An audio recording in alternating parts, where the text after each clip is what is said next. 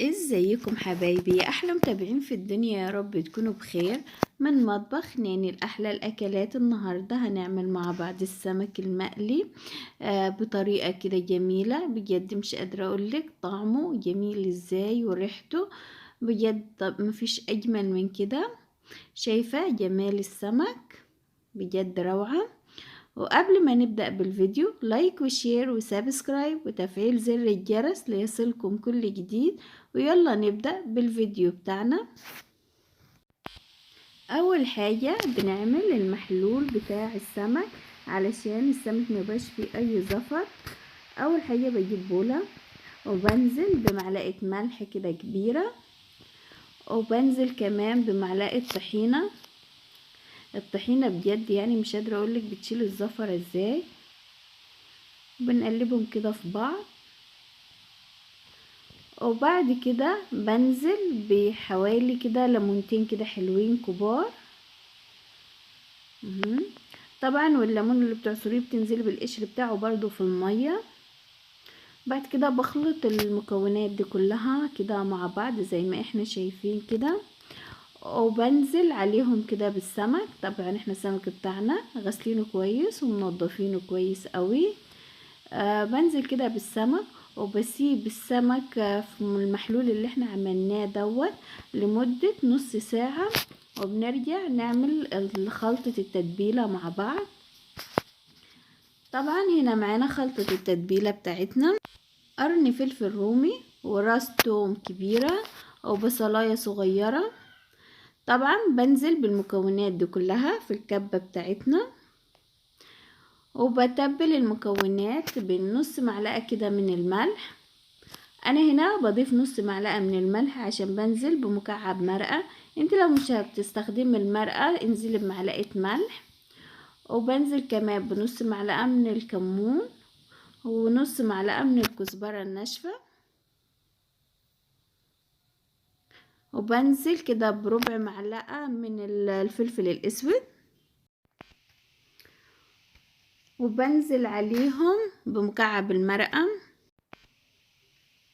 وبنزل كده بمعلقة كبيرة من هريسة الشطة. طبعا احنا عملناها مع بعض قبل كده، بتدي طعم جميل جدا.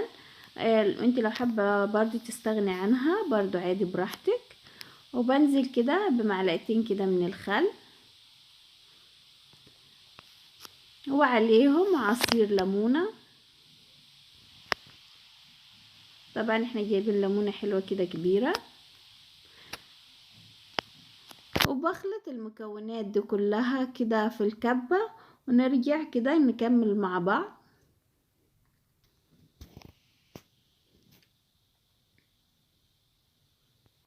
وبعد طبعا ما جهزنا التتبيلة بتاعتنا جبنا السمك بتاعنا.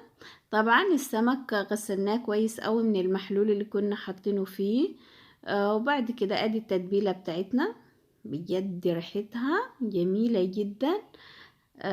ريحة يعني في منتهى الجمال. بعد كده بركن الخلطة بتاعتنا كده على جنب،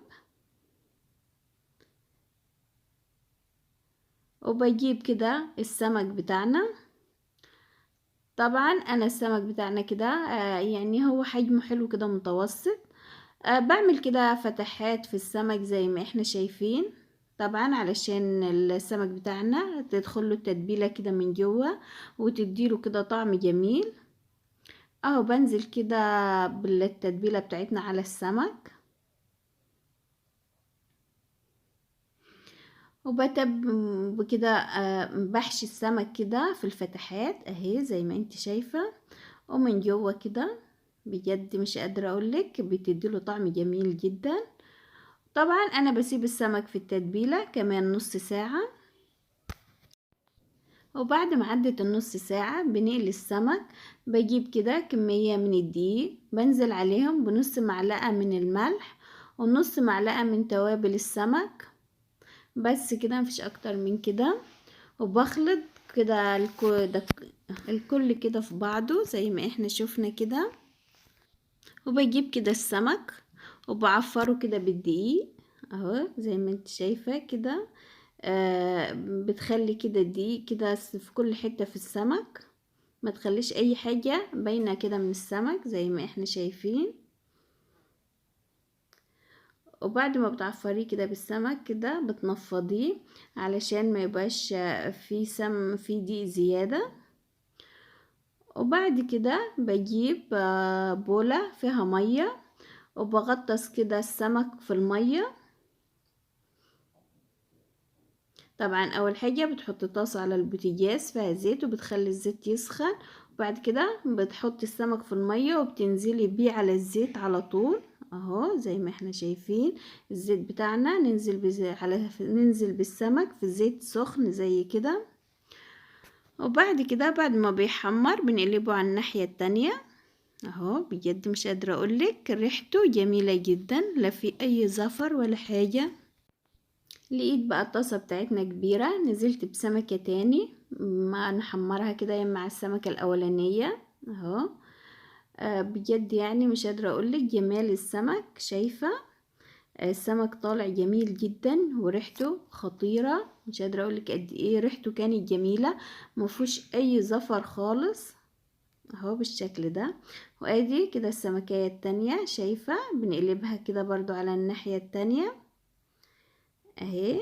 بجد مش قادرة اقولك طعم السمك جميل ازاي وريحته في منتهى الجمال.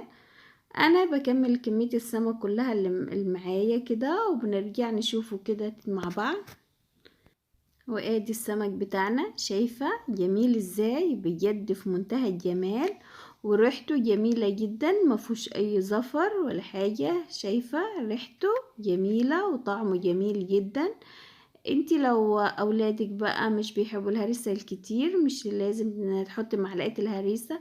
انا اولادي هنا بيحبوها فهنزل كده بمعلقة هريسة كده بتديله طعم جميل جدا للسمك اهي. شايفة بجد يعني بتديله طعم جميل خالص. من الهريسة دي احنا عملناها قبل كده في القناة. لو انتي اول مرة تتابعيني ممكن تشوفيها عندي في القناة بتاعتي اهي. شايفة بصراحة مش قادرة اقولك ريحته جميلة جدا وطعمه في منتهى الجمال والروعة. وبنزينه كده بالكزبرة الخضراء، طبعا الكزبرة برضو بتديه طعم جميل جدا.